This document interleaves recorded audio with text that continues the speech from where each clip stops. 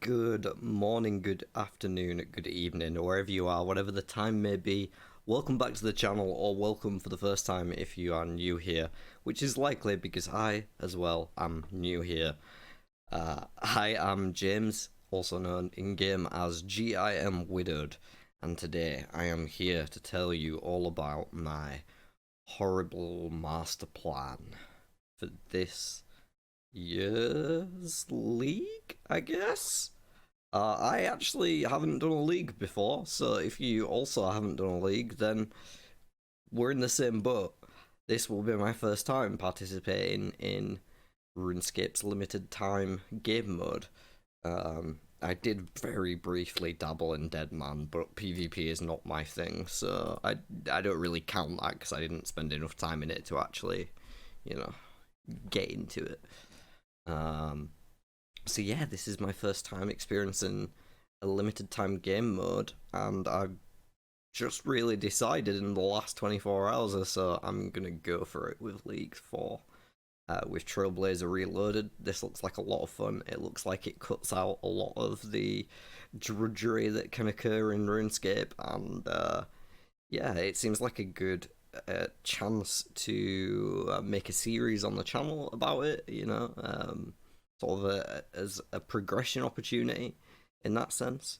And I'm excited. After diving into it and learning some more, I'm excited. So, before I tell you about my Grandmaster plan, which by the way is probably not a good plan at all, I'm gonna just tell you a little bit about leagues. For those who aren't familiar, as I was not, I have done the research for us. You are welcome. And now I will tell you about it. Man, could do better transitions, but I think that's good enough.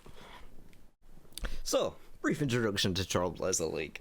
Everyone is an Iron Man character. Perfect! I'm an Iron Man. I like that anyway. No one gets to trade. Excellent. And you get 5 times the XP and drop rate and pretty much everything is boosted in some way. If you take normal RuneScape and then shove some steroids into its cocaine, that's what you get with Trailblazer League, from what I can manage to gather. Clue scrolls drop as stackable boxes, and that's going to be a thing that I do make use of in my plan. Minigame points being multiplied, also something I intend to make use of in my plan. I don't know if those rates are easy to unlock, but I'm hoping they are. Hopefully I can get up a couple tiers before I've even got my first region, but we'll get to that. Drop rates, of course, are boosted. Everybody has infinite run energy, apparently, so you just constantly run in, and there's like more teleports to the regions that you have unlocked, because that's the thing with the map on the other side of this screen. You don't have access to all the regions. In fact, at the start of the league, you're only going to have access to Misthalin and Karamja as your default zones, and then you're going to unlock 3 more over the course of leagues, which is an 8-week period. And yeah, you have to pick and choose the content that you want to do.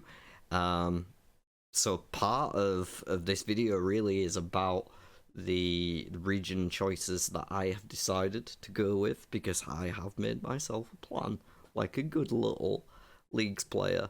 I am being prepared, and I'm probably going to get fisted by whatever relics get dropped on day 1. Because that's another thing that comes with leagues. You get relics, and if you didn't already have cocaine in your steroids, what relics do is dissolve that into a cup of coffee for you. And make it even more OP shit going on. So yeah, who knows what kind of crazy madness we're going to get with the relics. One thing I know that I'll be taking, because there's some relics on each of the combat styles, and I'm guessing you only get to pick one of them based on what I can gather. I'm going to be taking the ranged one, because it effectively gives you an Avers on your back, and I'm not going to have access to Avers with the region I'm picking. So there's all sorts of implications and sort of strategic management that can go behind, I guess, a successful leagues run. And I am excited to delve into that more. But yeah, that's about as basic of an overview as I can give. It's RuneScape on cracked out caffeine steroids, and that's basically all you need to know.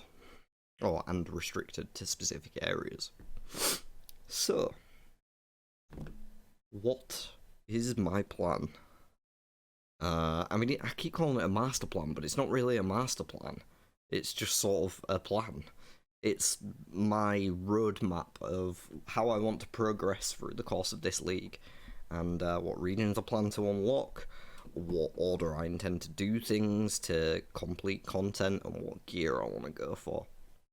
And we're going to get into that, starting with the initial goals on day 1, and beyond, probably the first week or so will be this portion, I imagine.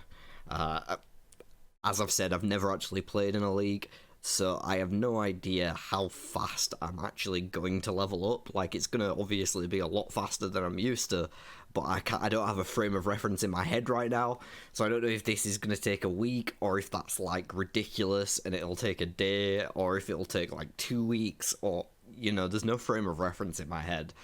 But these are the goals that I want to accomplish before I unlock my first region outside of Misthallen and Karamja. At the top of the list here, we've got Daddy's Home and Gertrude's Cat, 2 little quests that I want to get done probably as I load in. Getting Daddy's Home done will give us a player-owned house, which we will need to do the next step on this list, because you need clockwork pieces, which can all be made in a player-owned house, with, I think, 25 construction, to make birdhouses, which are going to be important for us. So, getting Daddy's Home done so we get a house and we can get our birdhouses running is pretty much the initial priority once we load in. Gertrude's Cat, on the other hand, it's not as important, but it's something that we do in the same area, and I'm going to need it for some quest lines later on, which I will obviously get to. It's just a prerequisite, so I may as well get it out of the way while I'm doing Daddy's Home and I'm around the lumberjack area. Lumberyard area. Yeah, and then we get the birdhouses running, because doing Hunter with birdhouses is already insane, so like doing it with 5 times XP rates or whatever is going to be absolutely ridiculous, and my Hunter is going to be up so quick. I'm sure everyone's will. Like, it's just going to be probably the easiest skill to power train up really fast. Which is great because you can use it for implings, and implings can give you all sorts. Aside from the birdhouses, we need an initial cash fund. So the Stronghold of Security is going to give me 10k, which should be enough to buy the range gear to level up to around level 40 combat.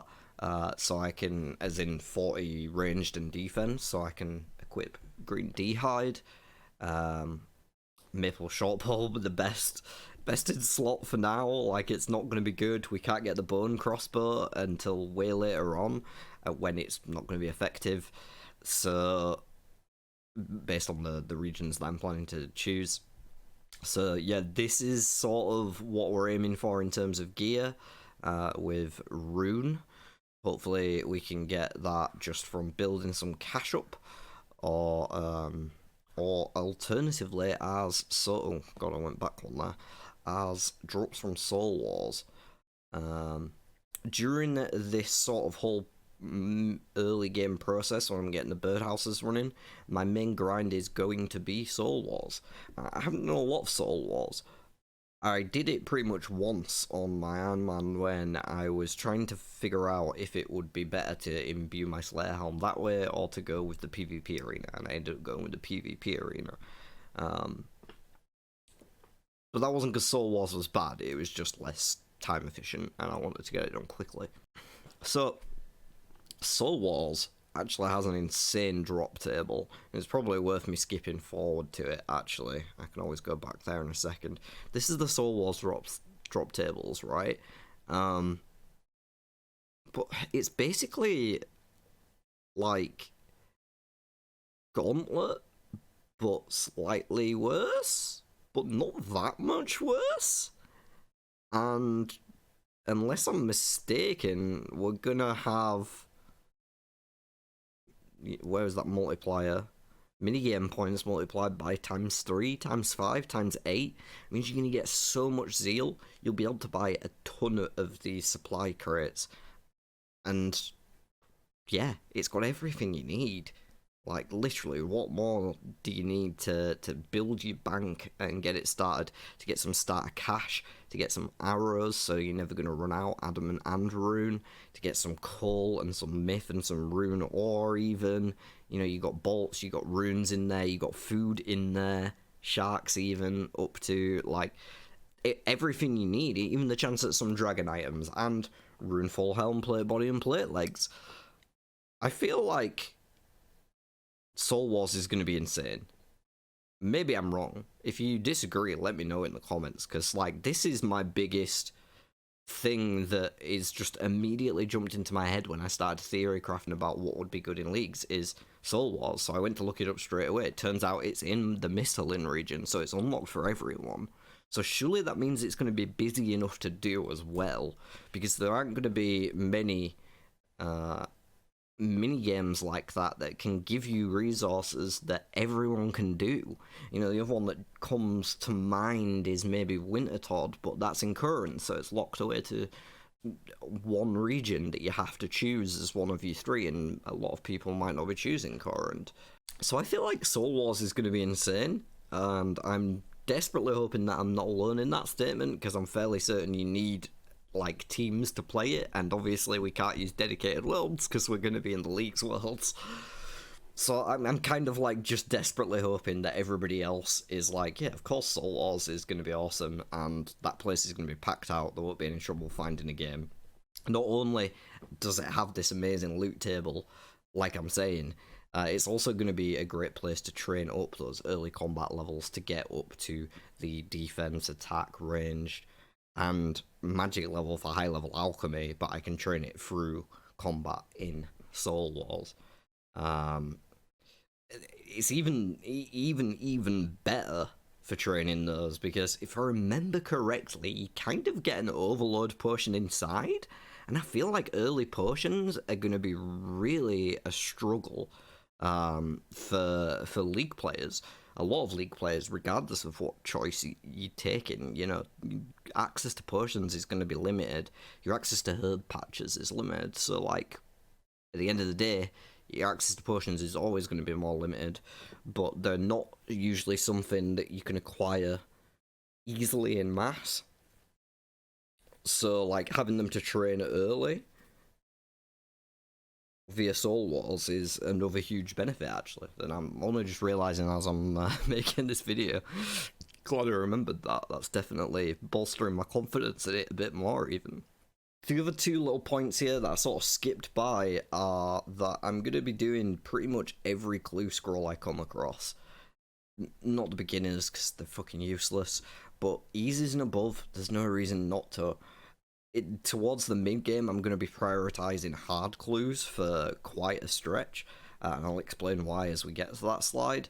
But initially, just any clue I can get my hands on gives me a chance at some gear that's going to be better than what I have at that point in the game otherwise. So yeah, I'm excited to do some clues with enhanced drop rates, and maybe get some of those super rare sought after items. Maybe not. Whatever ones I get, I will definitely be sending them as far as I can.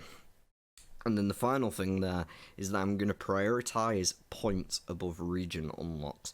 Now, I should probably explain this. There is a task list within leagues, and we don't have access to it yet, but there's a bunch of different tasks with different amounts of points, and the more tasks you do is how you unlock regions. So you might have to do, pulling out my ass, but you might have to do 50 tasks to unlock your first region, or 100 to unlock the second region, etc. Whatever it is. But the points are a different metric.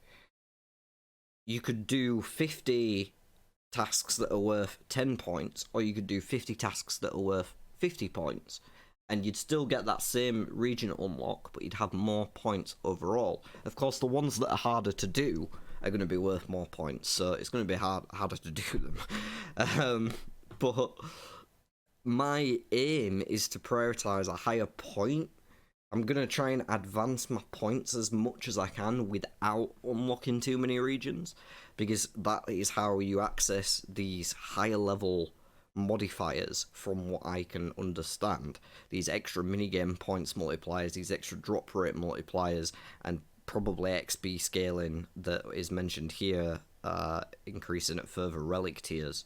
That is all based on the amount of points you have, not the amount of tasks you have done. So my priority is going to be on points, not number of tasks.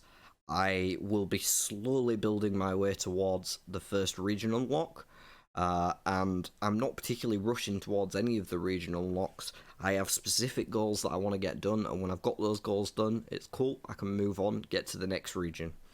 And these are the ones before the first region unlock. Now, the first region unlock is going to be Kandarin. That is my selection. Once we get to Kandarin, there's a few things that we can pick up pretty much straight away.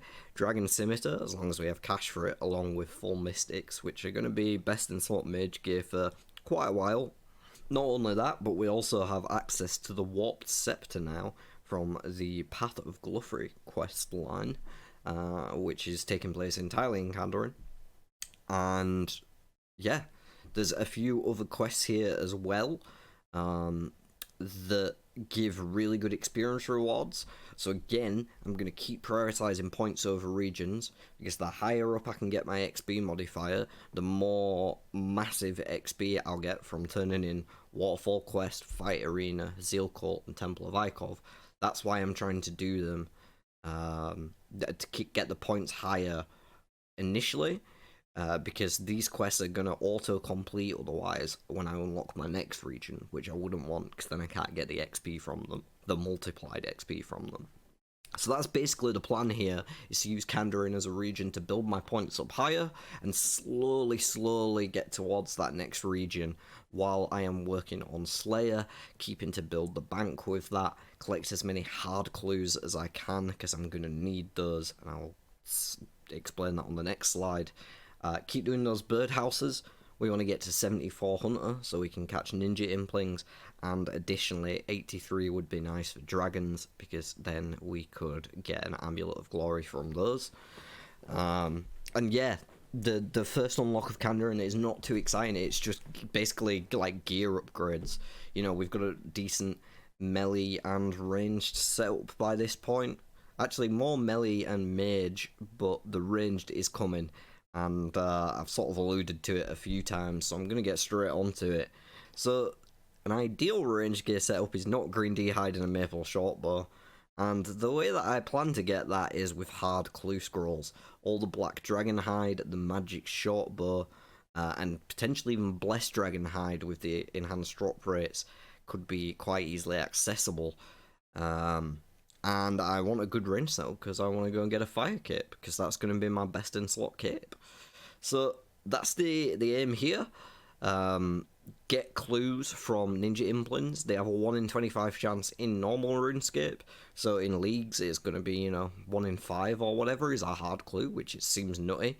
So I'm really going to be able to pump out hard clues, I think, and that is going to be my main way of obtaining my ranged setup. We can get the rune arrows from Soul Wars, as I already mentioned, just need the short bow to go with them, and that is going to carry us through until in the later game when we actually upgrade our range to what we're going to be raiding with. But yeah, so the hard clues are going to be really important. If we can stack them and just bank a bunch, then I'll do it that way and just bust through them all in one go, because that's easier. This is going to be a grind. I'm hoping I don't get stuck on it. I'm hoping it doesn't, like, just go, like, I don't run dry on a magic short bow, because that'd be awful. I mean, if I get a comp bow, at least that's better, you know, or a long bow even. I'll take anything. There is tons in the hard clue that is useful for an account at this stage, so whatever I can get my hands on that is gonna help with that fire cape attempt, that's what we need. And while I am doing this, pretty much whenever I feel like it is okay to advance into our next region unlock. of the desert. I already mentioned the quest I needed to get done before the desert, the waterfall fight arena, etc. As long as I've already got those done, the clue scroll grind is sort of just happening alongside everything else for the duration, along with the hunter training to get the implings. Those things are just sort of passive in the background, always going to be going on. But yeah, our second unlock is going to be the desert. Now, obviously, I need some endgame content to do, because that's where I'm aiming to get to. And Tombs of Amaska is the only raid that I actually know how to do, so desert was a no-brainer for me. And after having actually thought about it, it's a fucking great region. There is so much utility here. You can get your fishing levels up from Temperos, as well as actually just getting food. You can get runes from Guardians of the Rift. I don't think I'm going to do that too much, because I'm going to have access to runes from other places, hopefully. But, like, that is an option if you're taking this with regions that I don't have, like, with other combinations. You can blackjack for amazing cash and good thieving, and it'll be like it's with some of the relics that were teased, like the trickster one. You could even be making insane amounts of cash with that. You got smithing XP at the Giant's Foundry. You can buy uncut gems from the gem stall, then sell them back for more than you bought them for, right? That's an Iron Man strategy I remember doing when I started my account. And according to what they said, shop stock never changes. It just resets immediately whenever someone buys something.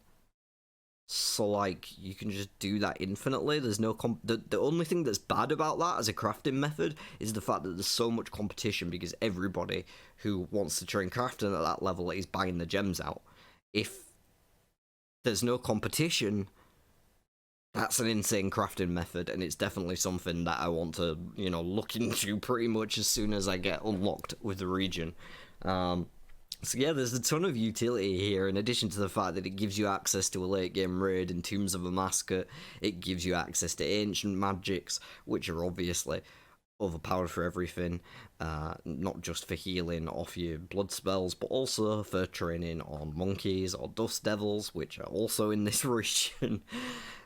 Once the point multiplier is as high as I can push it, training mage training arena might not be as horrible as a grind, so I might even be able to get some infinity robes, a master wand, monster peaches maybe. There's options there depending on how painful it is. That place usually sucks, but if you can do it 8 times rate or something, then who cares? It's probably stomachable. And then we've also got best in slot all-purpose ring, except for maybe the light bearer later down the line. I'm not going to have access to a better ring than this, from what I can tell. I'm not going to have Fremenic.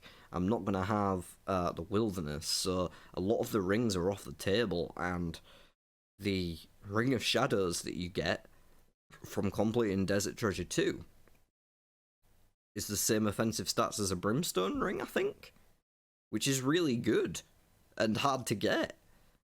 And yeah, that just seems great. Like, I don't know if I'm missing something here, but Desert Treasure 2 is auto-completed when you pick the desert. So I just walk in and go get my ring from whoever you claim it from. Seems good. So yeah, there's a lot going for the desert, and it was the easiest choice for me to make in terms of the 3 regions that I'm going to be unlocking, even though it's my second one. I think Kandarin is just good to get that early gear, really.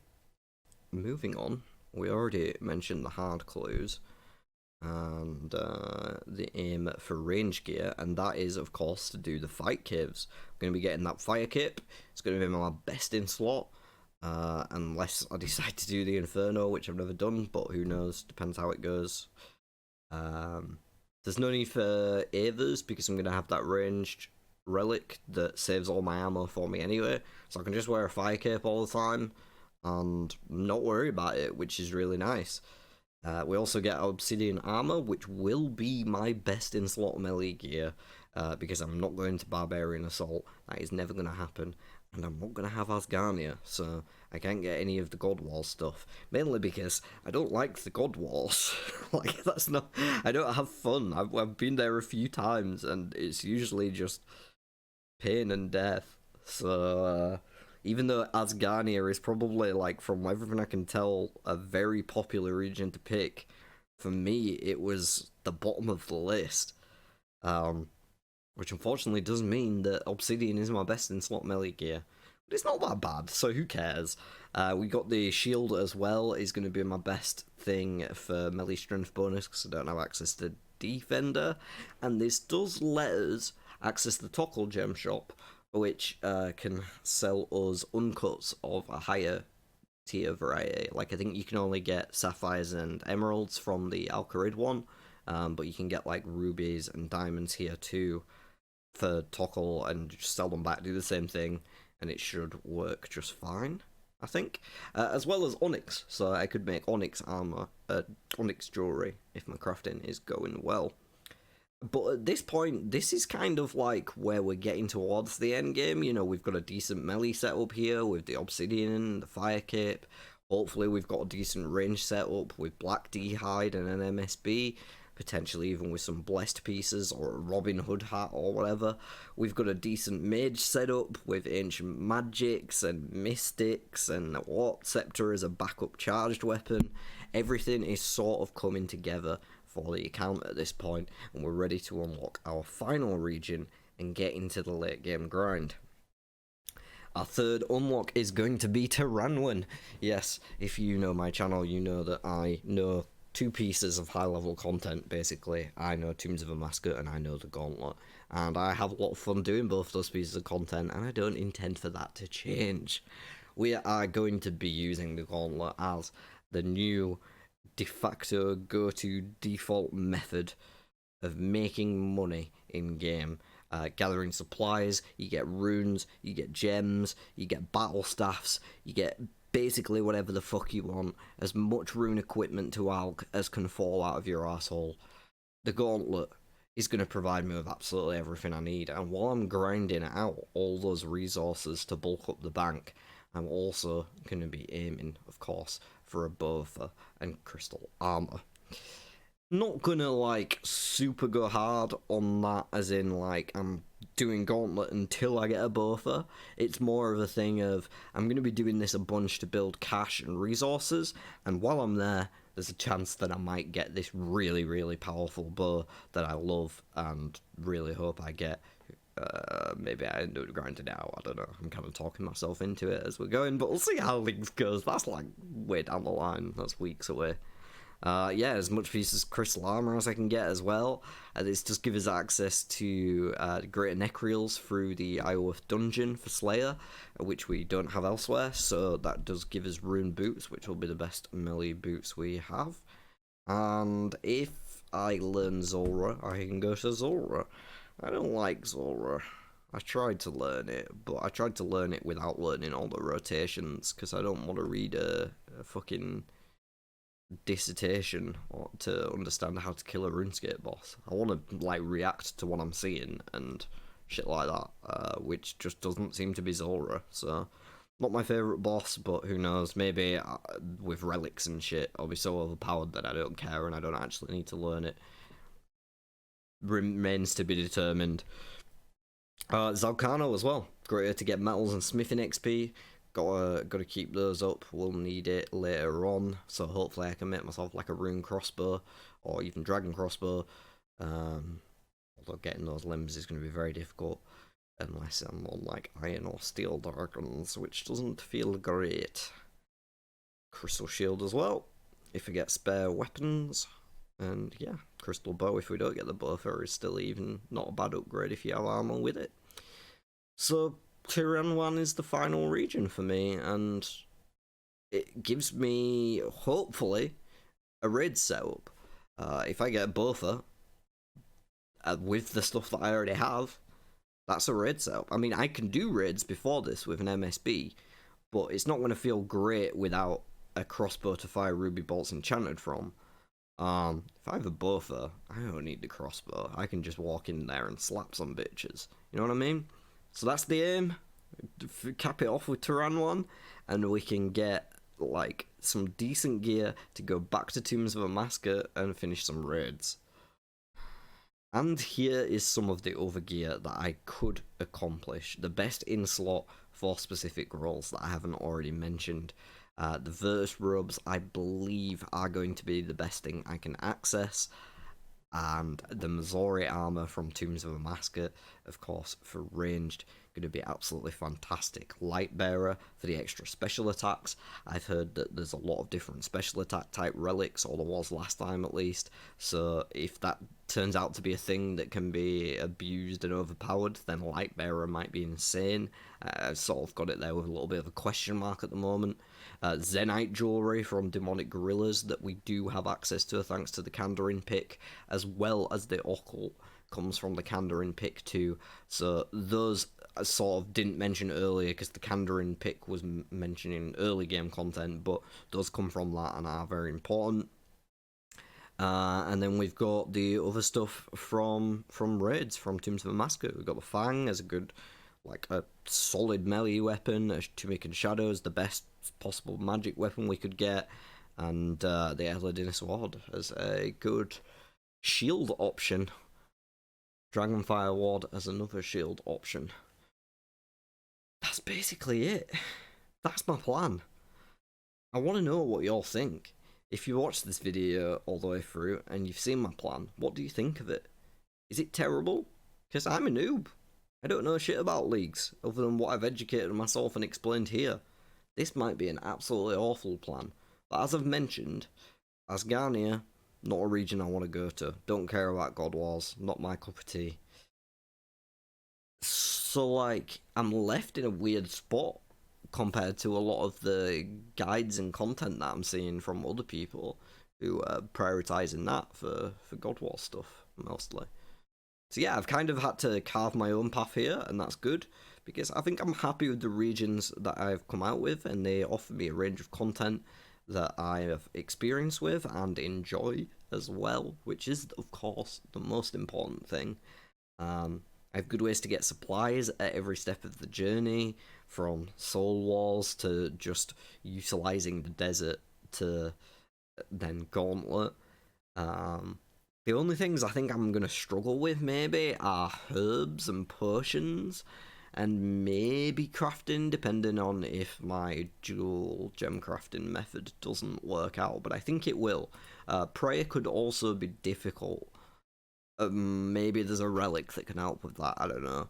Obviously the relics could upset my plans entirely when they get revealed, or they could even bolster them, who knows.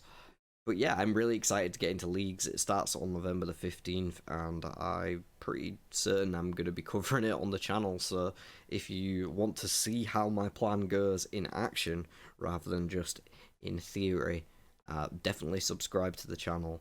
I'm doing other content on RuneScape as well, on my Group Iron Man account, including guides, and potentially some other little ideas that I have planned. But yeah, that's going to be it for this video, so I hope you've enjoyed it. Please do leave a like if you did. It helps with the algorithms and all sorts, so definitely appreciated. And yeah, leave a comment down below. Let me know how awful my plan is. Let me know how good my plan is. Let me know if this has convinced you to try leagues yourself, because I am really hype about it. Let me know if you go into Soul Wars, because I'm scared that I'm going to turn up and be the only guy there. So, be at Soul Wars with me. And until next time, take it easy, be lovely to each other, and we'll see you in the next one.